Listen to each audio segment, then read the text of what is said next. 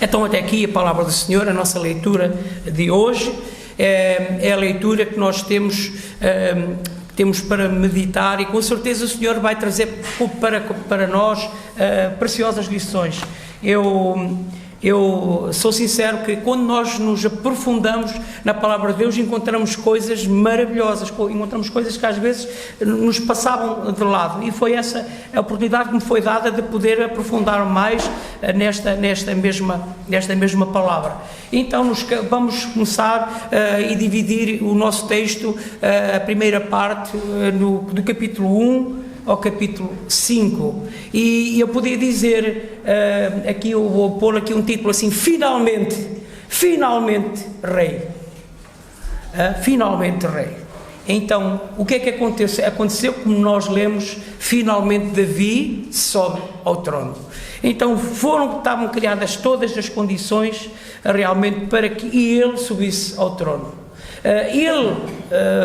Nós sabemos que poderia já ter subido ao trono. Sabemos que à morte de Saul ele já podia ter subido ao trono, e como foi considerado na semana passada, nós olhamos e vemos Abner, que aqui prejudica um bocadinho esta tomada de posição de Davi, ou prejudica um pouco a sua carreira, vamos falar assim. E o que acontece é que Davi teve de esperar mais algum tempo, mas também vemos ali nas Escrituras, em 2 Samuel, que Davi, entretanto, já tinha sido feito rei sobre o povo de Judá, e eles então instituíram a rei sobre Judá. Então morre Saul, mas também é assassinado o Isbosete, o rei sobre Israel. O rei tinha sido instituído, ungido rei sobre Israel. Então não havia rei sobre Israel. Então todo o povo de Israel decide que Davi deveria ser ungido rei. E nós vemos aqui, lemos nas Escrituras, que eles no versículo 2, nós lemos que eles já sabiam e já reconheciam, já sabiam antes que ele seria o rei, mas parece que tinha aqui havido medo de Abner, parece que tinha havido aqui qualquer coisa que tinha estorbado a situação. E nós vemos que o povo diz: tu apacentarás o meu povo de Israel, tu serás chefe sobre Israel. Eles reconheceram realmente que Davi deveria ser o rei. Então Davi realmente aceitou, porque ele sabia que Deus o tinha ungido, Deus tinha permitido que ele fosse rei sobre o seu povo, todo o povo de Israel. Uma curiosidade, eu muito sinceramente nunca tinha observado aqui um pormenor. Sabem quantas vezes é que Davi foi ungido rei? Sabem? Sabem ou não sabem? 3 vezes. 3 vezes ele foi ungido rei. Primeira vez, nós conhecemos a história, foi por quem? Samuel, quando ele foi escolhido entre os seus irmãos todos, o mais novo, aquele que estava esquecido, mas Deus o tinha escolhido. É este que eu quero. Ele olhou para o seu coração e disse: este vai ser realmente o pastor não das ovelhas do seu pai, mas o pastor do meu povo Israel. E sabem, então depois acontece aqui uma data de situações, passaram-se muitos anos. Vocês sabem quantos? Quantos anos passaram? Passaram-se 20 anos. 20 anos passaram. Algo que Deus disse a Davi, ou mostra a Davi que ele seria rei, e 20 anos passaram. Passaram 20 anos até que ele pudesse realmente tomado a posse completa daquilo para que Deus o tinha chamado. 20 anos. Um tempo longo, um tempo de espera. Então, nós vemos nas Escrituras que realmente Davi, eu queria que nós fôssemos até lá, fôssemos ver que Davi, e nós conhecemos também daquilo que já temos lido, daquilo que temos observado através da palavra que tem sido proclamada aqui, que Davi teve oportunidade de subir ao trono antes, ou não teve? teve a oportunidade. Mas Davi usou essa oportunidade? Não, porque ainda não tinha chegado a hora. Não era a hora de Deus, não era a hora certa. E então, como nós lemos, podemos abrir em 1 Samuel 24, se quiserem, se não acompanhem, e nos versículos 3 a 6, 3 a 7, perdão, nós lemos assim: e chegou os corrais de ovelhas no caminho onde estava uma caverna, entrou nela Saúl a cobrir seus pés, e Davi e os seus homens estavam nos fundos da caverna. Então os homens de Davi lhe disseram: eis aqui o dia do qual o Senhor te diz: eis que te dou o teu inimigo nas tuas mãos, e far-lhe-ás como te parecer bem aos teus olhos. E levantou-se Davi e mansamente cortou a orla do manto de Saúl. Sucedeu, porém, que depois o coração doeu a Davi por ter cortado a orla do manto de Saúl, e disse aos seus homens: o Senhor me guarde que eu faça tal coisa ao meu Senhor, ao ungido do Senhor, estendendo eu a minha mão contra ele, pois é o ungido do Senhor. E com estas palavras Davi conteve os seus homens e não lhe permitiu que se levantassem contra Saúl. E Saúl se levantou da caverna e prosseguiu o seu caminho. Esta é a primeira vez, mas já há uma segunda vez.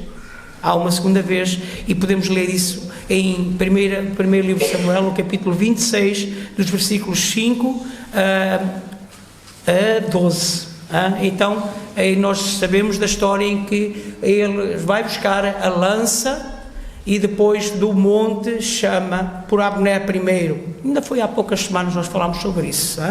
Ele chama realmente por Abner e disse: então, Abner, a tua função não é guardares o rei, não é, na verdade, com a tua vida, com a tua própria vida, dás a tua vida própria pelo rei, para que ele nada lhe aconteça. Olha por aí aqui a lança do rei. Quis ele dizer, e nós sabemos, eu podia o ter matado, mas não o matei. E nós sabemos que Davi sabia que havia uma hora, e sabia que Deus estava no controle de todas as coisas, mas esperou 20 anos. Então nós sabemos realmente que 20 anos é muito tempo, não é? É muito tempo. Vocês estão a imaginar esperar 20 anos por uma coisa? Se calhar já experimentaram isso na vossa vida, esperar 20 anos por algo, e foi o que aconteceu com Davi. Esperou 20 anos que realmente a vontade de Deus se pudesse realizar. E podíamos usar aqui uma primeira aplicação.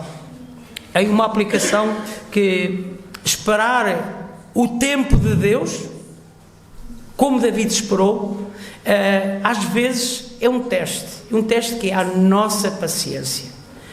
E realmente é um teste que nos leva a confiar, a pôr a fé nas promessas do nosso Deus. E sabem, Davi estava plenamente confiado que aquilo que Deus tinha para a sua vida iria acontecer. Não no tempo dele, não no tempo de Davi, mas no tempo de Deus. No tempo de Deus. Eu podia contar a história do Eliseu. Como é que está o Eliseu? Está aí o Eliseu. O Eliseu no outro dia foi lá no Furadouro lá perto. Ele foi naquelas caminhadas que eles fazem lá por meio dos pinhais, encontrou um casulo daqueles das borboletas. Estão a ver? Das borboletas ecludem, é a palavra correta. E sabem, ele observou, pôs-se a observar e viu que a lagartinha dentro do casulo estava a lutar para sair. Ela queria sair, mas ela não conseguia entreter. Ele, curioso, foi um dia, foi 2 dias, foi alguns dias, e viu que já havia ali uns buraquinhos naquele casulo, e ele estava ansioso para ver a lagarta a sair.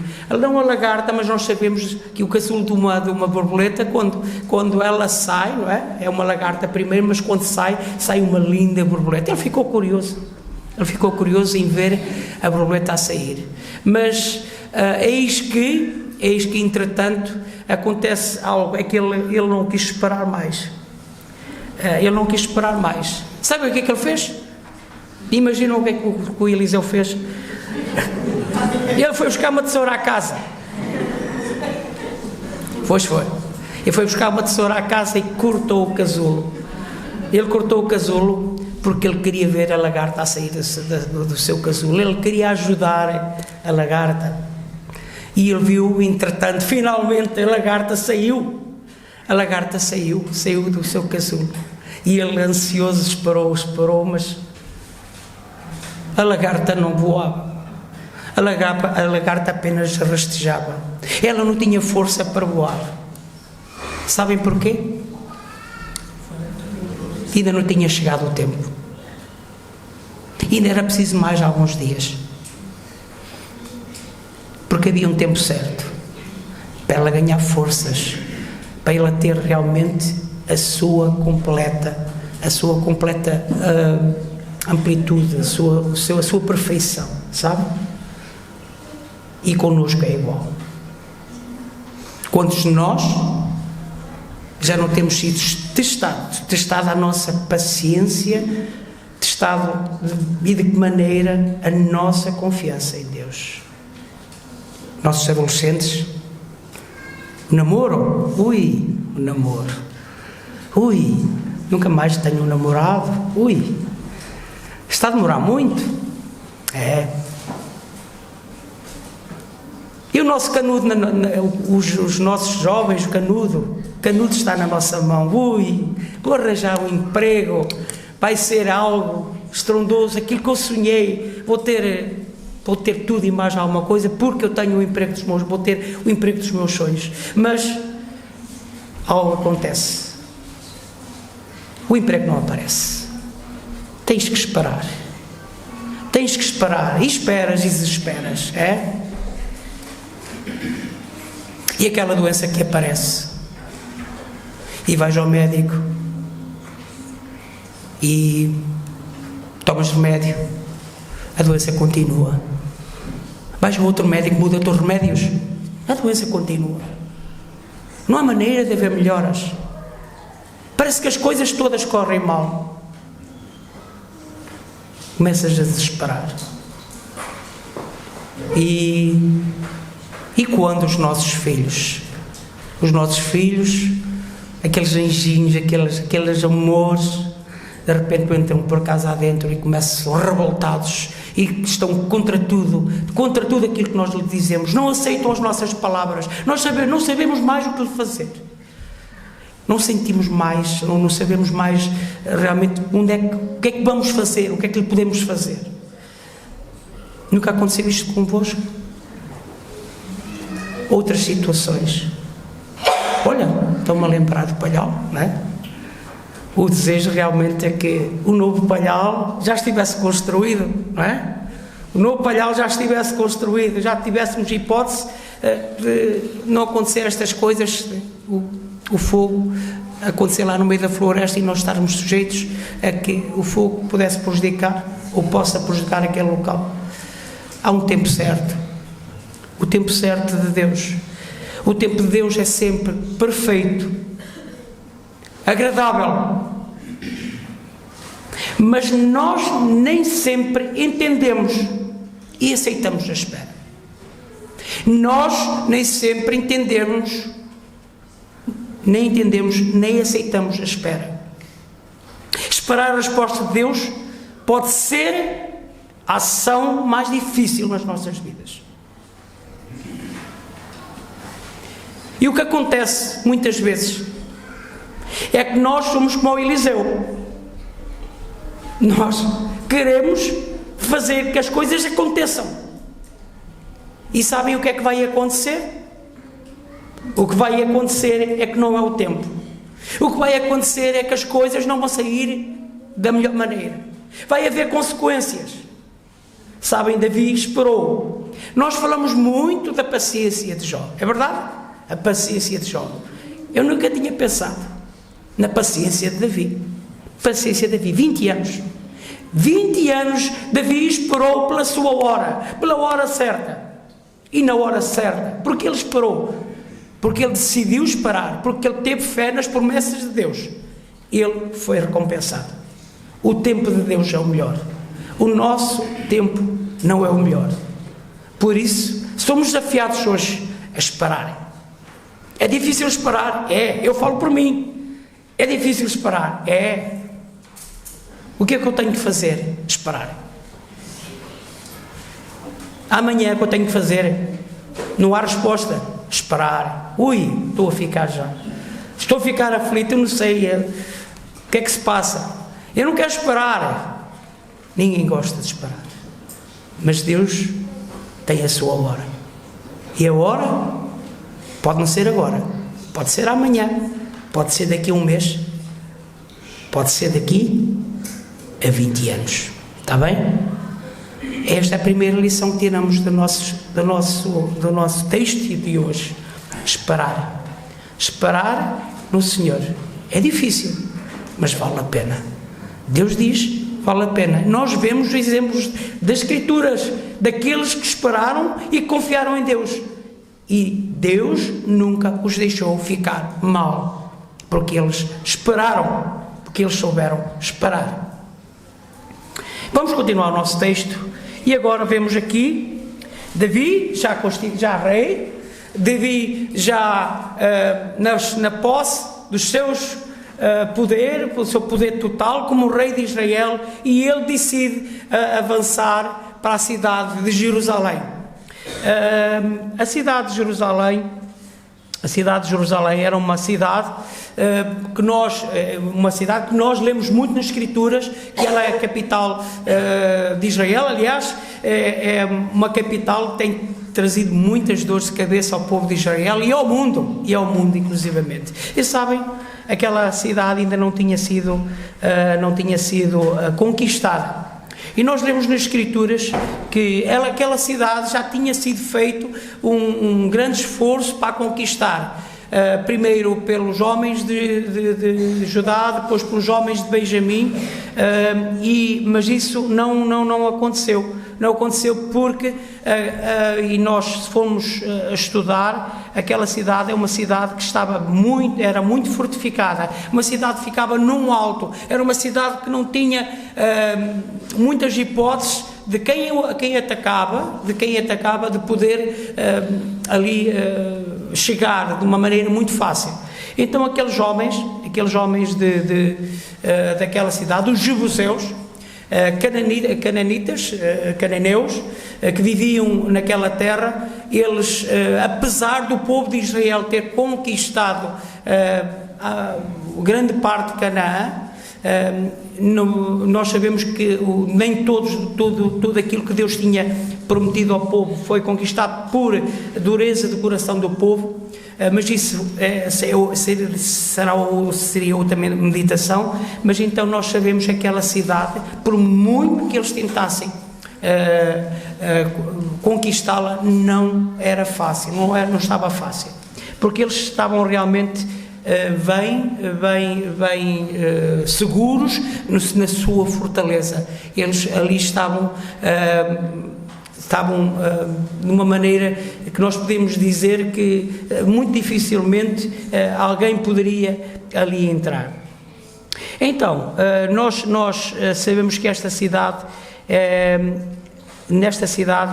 estavam estes povos, ou este povo, e eles entretanto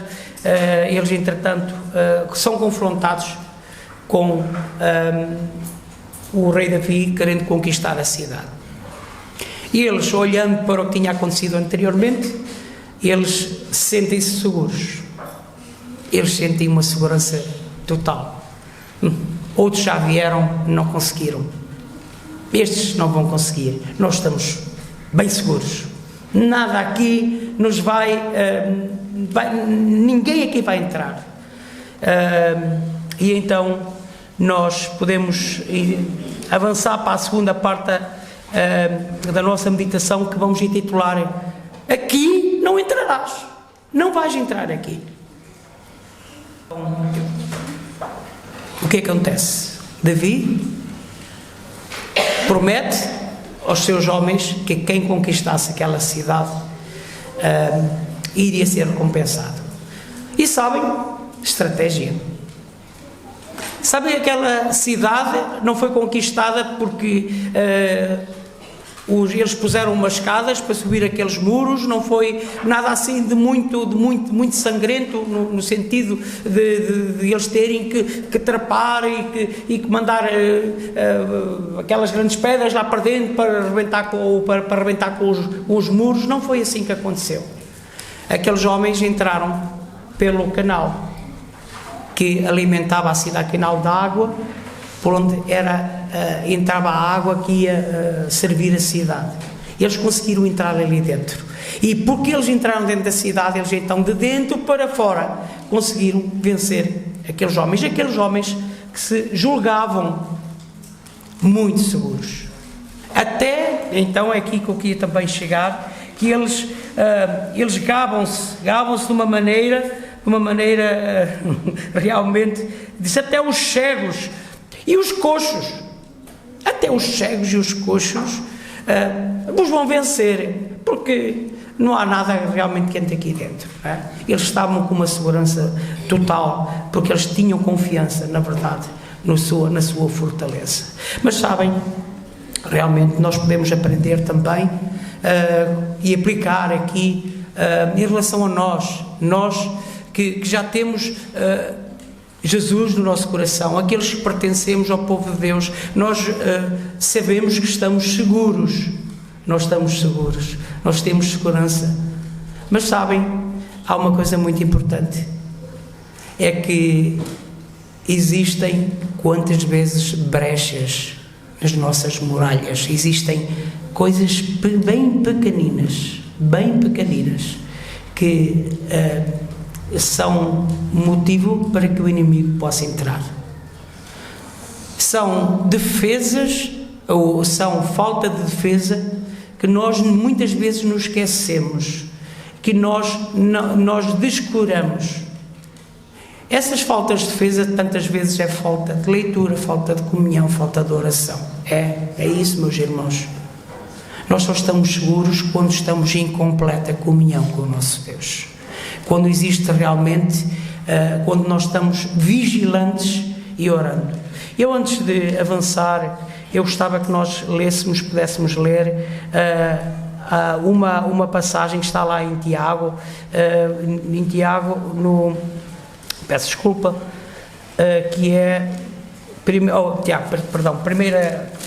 de Pedro, no capítulo 5, estava a pensar na palavra, no versículo de Tiago, mas não é 1 de Pedro, na primeira carta de Pedro, e nós lemos assim, no capítulo 5, nos versículos 6 a 9, humilhai-vos, pois, debaixo da potente mão de Deus, para que a seu tempo vos exalte, lançando sobre ele toda a vossa ansiedade, porque ele tem cuidado de vós. Agora reparem, sede sóbrios, vigiai, porque o diabo, vosso adversário, anda em derredor, bramando como um leão, buscando a quem possa tragar, a qual resisti firmes na fé, sabendo que as mesmas aflições se cumprem entre os vossos irmãos no mundo. Meus irmãos, se nós não estivermos atentos, se nós não estivermos vigilantes, se nós estivermos, na verdade, preparados, o inimigo vai entrar. O inimigo vai conseguir fazer moça nas nossas vidas. Então não estejamos confiantes, completamente confiantes. Estamos confiantes porque estamos seguros, porque a promessa é maravilhosa da parte do nosso Deus e Ele está bem presente. Mas não descuremos esta mesma segurança. Não aliviemos a defesa, não aliviemos a guarda, porque o inimigo está atento, ele vai entrar pelo buraco da agulha, podemos falar assim. Eu também gostava de falar para aqueles aqui que ainda não têm nas suas vidas Jesus no coração, que ainda não entregaram as suas vidas a Jesus. Sabem, como aqueles jebuseus, vós podeis estar, na verdade, seguros nas vossas convicções, nas vossas relações, algo que vos possa estar a impedir de entregar as vossas vidas ao Rei. O Rei Jesus quer entrar nas vossas vidas, na vossa cidade, vamos falar assim. Ele anseia por entrar. Vós estáis a resistir a esta entrada. Jesus quer ser o vosso Senhor, quer ser o vosso Salvador. Mas há algo da vossa parte que impede. A vossa falsa segurança. Aquilo que vocês pensam que está bem, mas não está bem. Porque a eternidade está em jogo. Se não se entregarem a vossa vida a Jesus, sabem? A condenação é certa. A palavra de Deus não engana. Ou és de Deus, entregas a tua vida a Jesus, à sua vitória na cruz, àquilo que Ele veio fazer no Calvário, ou simplesmente não aceitas. Continuas na tua vida, continuas a seguir o teu rumo. Mas uma coisa é certa: se não entregares a vida ao Rei Jesus, a tua condenação é certa. És exortado hoje a entregar a tua vida ao Rei, a entregar a tua vida completamente, sem resistir. Não resistas, entrega a tua vida. Agora é a hora, é o momento certo. Continuando, nós vemos depois os versículos, a terceira parte nos fala de algo que é podemos dizer que é uma surpresa na vida de um homem que tem uma conexão tão boa com Deus, ele tem uma confiança tão tremenda em Deus, e ele aqui, nós vemos dos versículos 13 ao 16, o que acontece. Nós podemos dizer, ou podemos olhar, e nós vemos aqui a falar das muitas mulheres, estamos aqui a falar dos muitos filhos, e nós podemos pensar, era a tradição, era algo que acontecia naqueles tempos, os homens terem muitas mulheres. Mas sabem, não é a vontade de Deus. A vontade de Deus é que o homem tenha só uma mulher. Não era a vontade de Deus. E mais, sabem que Deuteronômio fala sobre o rei não ter muitas mulheres. Deuteronômio, no capítulo 17, versículo 17, nós lemos assim. Podemos ler? 17, Deuteronômio. Diz assim: tampouco para si multiplicará mulheres, para que o seu coração não se desvie, nem prata, nem ouro multiplicará muito para si. Tampouco para si multiplicará mulheres, para que o seu coração não se desvie. Um homem segundo o coração de Deus, mas de repente se esquece da lei de Deus, do mandamento de Deus.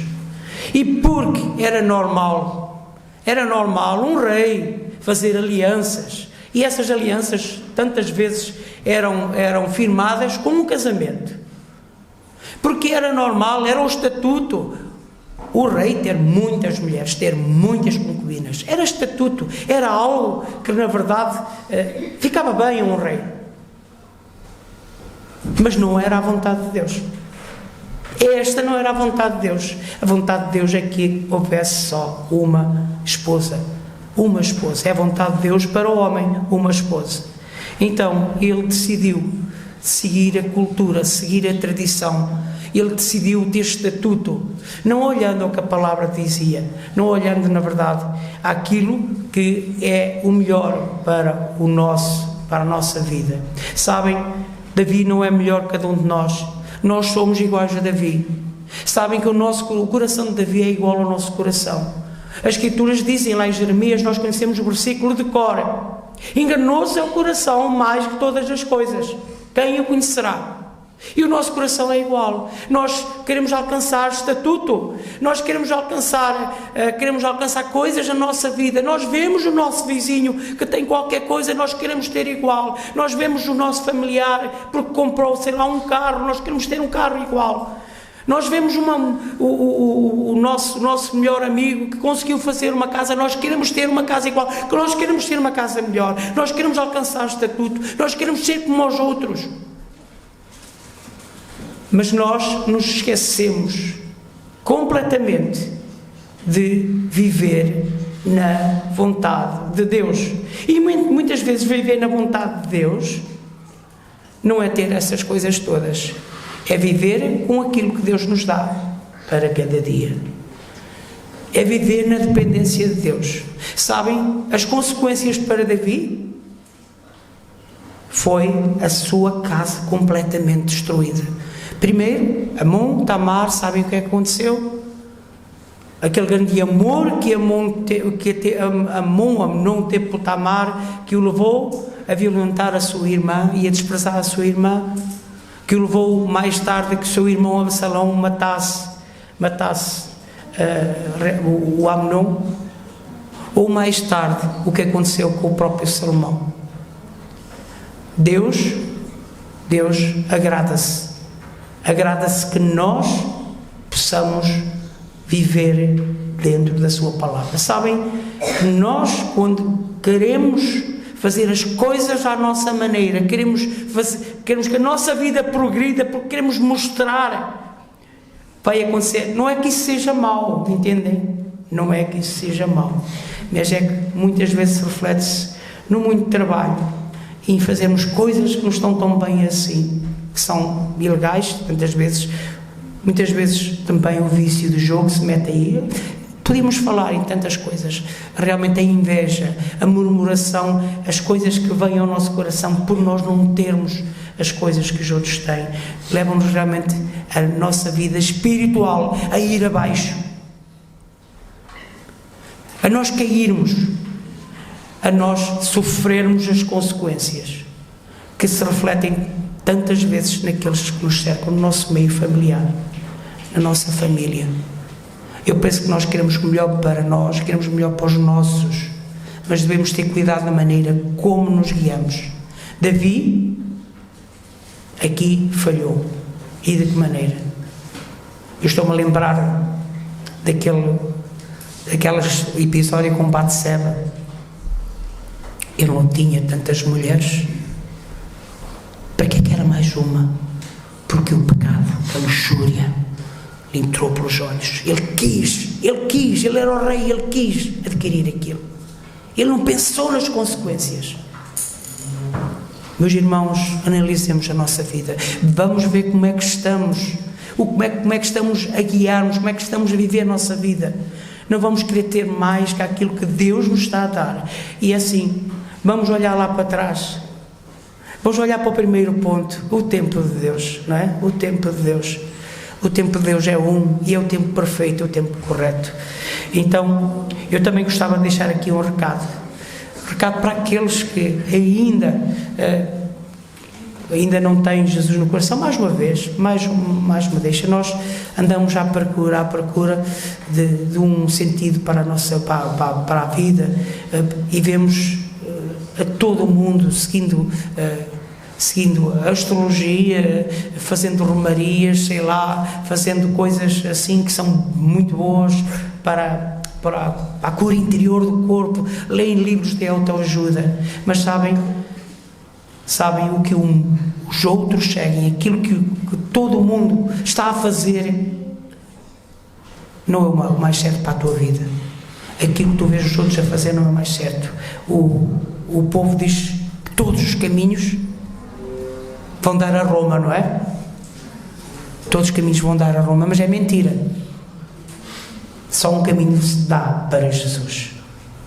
E se tu não tomares a decisão certa, se tu não seguires a multidão, mas antes seguires a Jesus, se deixares de olhar para aquilo que os outros fazem, mas seguires as Escrituras, tu vais tomar a opção certa, tu vais ter a vida eterna, tu vais alcançar a eternidade com Deus. Último ponto: o tempo voa. A gente, quando estamos aqui em cima, não nos apercebemos da maneira como o tempo voa. E vamos para a última parte. A última parte que nos fala sobre as guerras que Davi teve de travar com os filisteus. E nós vamos falar sobre o quarto ponto, que é a vitória sobre os inimigos. E realmente a vitória sobre os inimigos é uma vitória que é alcançada de uma maneira especial, com estratégia. Eu falei na estratégia ao princípio, lembram-se a estratégia. Qual é a melhor estratégia para vencer os inimigos? E nós vamos encontrar a melhor estratégia para vencer os nossos inimigos. Então os filisteus, nós lemos a partir dos versículos 17 e 25, que eles, quando sabem que Davi, que é declarado rei, eles logo querem ir festejar com Davi, não é? Eles juntam-se, eles vão e invadem o território de Israel, porque eles querem festejar a aclamação do rei Davi, não é? É isso que aconteceu? É claro que não. Eles logo sobem ao território de Israel para lutarem contra o rei Davi.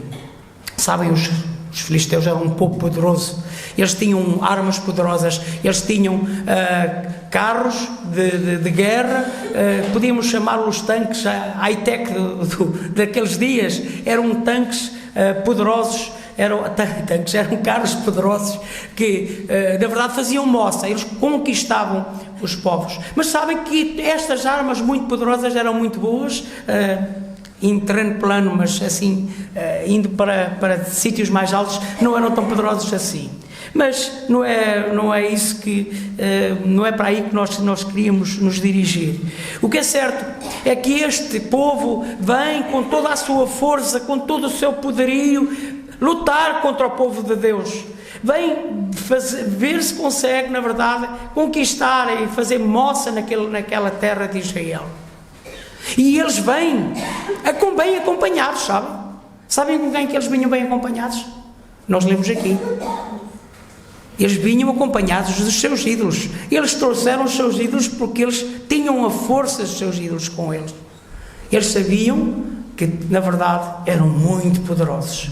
Eles iam, na verdade, na sua força, lutar contra o povo de Deus, contra o rei Davi.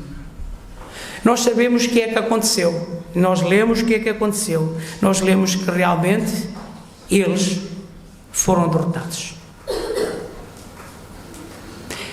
Há um pormenor que eu me esqueci de contar. O que é que aconteceu antes dos filisteus serem derrotados? Alguém me sabe dizer? Eu faço a pergunta direta para você. Alguém me sabe dizer? Obrigado. Davi consultou ao Senhor. Devo ir? Devo ir contra os filisteus? O que é que Deus lhe diz? Vai porque tu vais vencê-los. Vai porque tu vais vencê-los. Então Davi tinha este cuidado de consultar o Senhor, porque ele sabia que precisava do Senhor para vencer aquela batalha. Ele sabia que sem o Senhor não conseguiria vencer esta batalha. É verdade. Estou-me a lembrar de Saúl. Sabem de que maneira, qual era a estratégia de Saúl para ter força para a batalha? Ele levava a arca. Lembram-se deste pormenor? Ele confiava na arca. A arca era a arca de Deus. Deus estava de alguma forma presente. Era um símbolo da presença de Deus entre o seu povo. Mas ele confiava em símbolos. Não confiava no Senhor. Davi, porém, confiava no seu Deus. Não fez nada sem consultar o seu Deus. E ele teve vitória. Nós lemos lá em Crónicas que eles depois queimaram aqueles deuses dos filisteus, mostrando realmente que o seu Deus era mais poderoso, que os seus deuses não passavam de algo que podia ser queimado, não tinha um valor, mas realmente Deus, o Deus Todo-Poderoso, era o mais poderoso. Então, nós lemos e acabamos por ler neste texto de hoje que eles voltaram à carga. E eles não se ficaram pelo primeiro ataque, eles foram ao segundo ataque. Qual foi a estratégia de Davi mais uma vez? Qual foi a estratégia? Ele voltou a quê? A consultar a Deus. Ele podia eventualmente, eu da primeira vez venci, eu da primeira vez consegui vencer, agora com certeza vou vencê-los novamente. Isto é uma coisa certa. Não. Ele voltou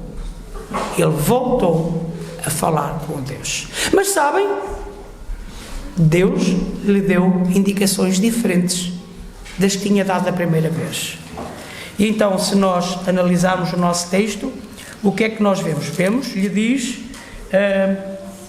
23, e Davi consultou ao Senhor, o qual disse: não subirás, não vais logo diretamente, mas rodeia por trás deles, e virás a eles por defronte das amoreiras. E há de ser que, ouvindo tu um estrondo de marcha pelas copas das amoreiras, então te apressarás, porque o Senhor saiu então diante de ti a ferir o arraial dos filisteus. Então, não era da mesma maneira. Tinham que esperar pela hora certa, porque Deus iria ali fazer algo maravilhoso. Ele iria enviar um estrondo, ia haver um som que com certeza iria assustar os inimigos. Então eles, nessa hora, quando ouvissem aquele som, quando ouvissem aquele estrondo, eles iriam atacar. E mais uma vez, o que é que acontece? Aquele povo é derrotado. Meus irmãos, aquilo que eu gostava de aplicar para esta última parte é que não mais eu, mas Cristo em mim. Não mais eu, mas Cristo em mim. Nós costumamos cantar esta frase. A guerra é constante. Nós podemos meditar na última escola dominical dos adultos, há 8 dias, sobre esta guerra constante que há, que nós temos que travar como filhos de Deus. É uma guerra que na verdade é travada. Nós lemos lá em Gálatas 5,17, porque a carne cobiça contra o Espírito e o Espírito contra a carne, e estes opõem-se um ao outro, para que não façais o que quereis.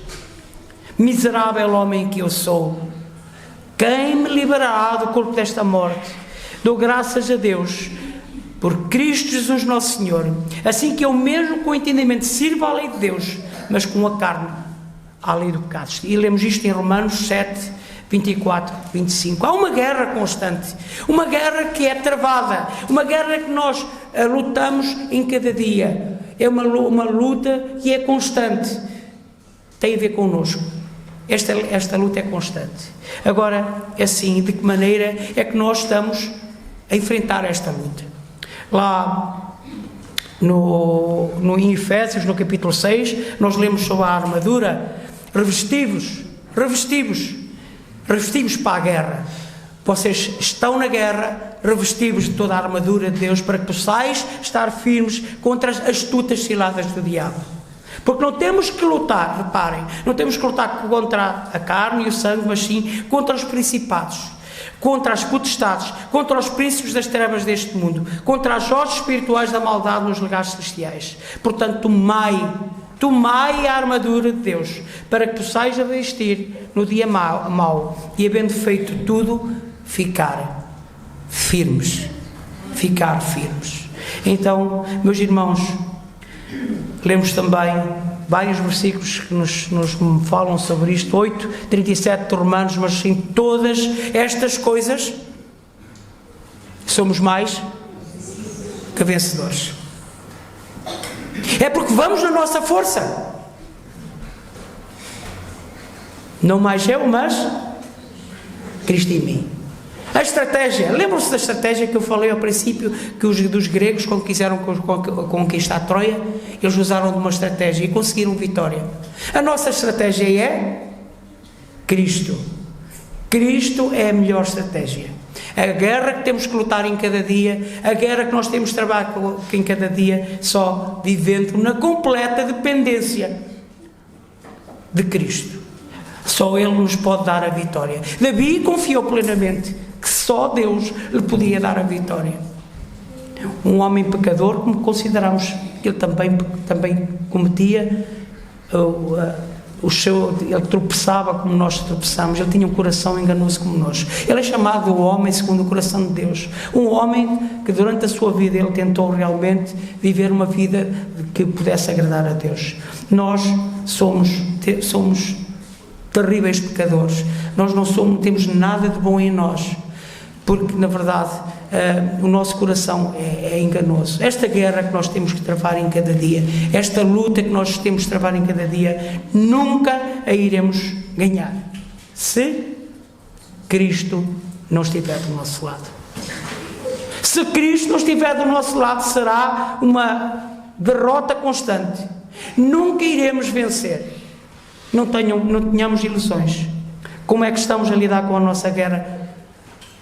Estamos realmente a fazer como Davi, entregando cada decisão nas mãos do nosso Deus? Se Deus diz, avança, nós avançamos. Se Ele diz assim, para, não vais assim, vai por trás, e espera pelo tempo certo. Deus diz, dá-nos indicações como é que nós devemos travar a nossa guerra. Estamos nós a ouvir a voz do nosso Deus? Estamos nós atentos à voz do nosso Deus? Estamos a viver em completa comunhão com o nosso Deus, esperando que Ele nos ajude na nossa luta diária? Estamos a tomar das armas que Ele nos está a dar para podermos lutar esta luta? Nós, cristãos, vivemos numa guerra espiritual. A guerra espiritual não é apenas um aspecto da vida cristã, é toda ela. E ser cristão é ser um soldado desta guerra, pois Deus nos delegou esta responsabilidade. Todos nós somos convocados a participar desta guerra. E temos de aprender a guerrear. Vencer o mundo e rechaçar as forças do mal que atuam em toda a parte. Esta realmente é a nossa missão. Esta é a convocação de Deus para todo o seguidor de Jesus Cristo. Com certeza, ou você, ou tu és um guerreiro, ou és uma vítima desta batalha. Desta batalha terrível que se está travando. Ou és um guerreiro vencedor, ou és uma vítima. Não há aqui nada de diferente. É isto que acontece. Então, não se ganha esta peleja no ter muita força, num grito. Sei lá, fazer outras coisas. Esta peleja só se vence realmente quando estamos equipados e quando confiamos plenamente em Cristo, na sua força, no nosso capitão. É Ele que nos pode dar forças para a luta, a estratégia para a luta que nós temos que vencer. Nesta luta sem tréguas estão em jogo a nossa alma, a mente, o corpo, a família, a igreja, as cidades e as nações. Qual é a estratégia que estamos a tomar? O que é que nós estamos a fazer com a nossa vida? A nossa melhor estratégia, realmente para vencer, é ter Cristo ao nosso lado. Gostava de concluir com algumas frases. Esperar em Deus é difícil, mas a seu tempo é proveitoso. Mais vale ser humilde do que orgulhoso. Não subestimar o inimigo evita dissabores. Obedecer à palavra nos evita futuras dores. Ser um soldado obediente ao capitão nos traz segurança e provisão.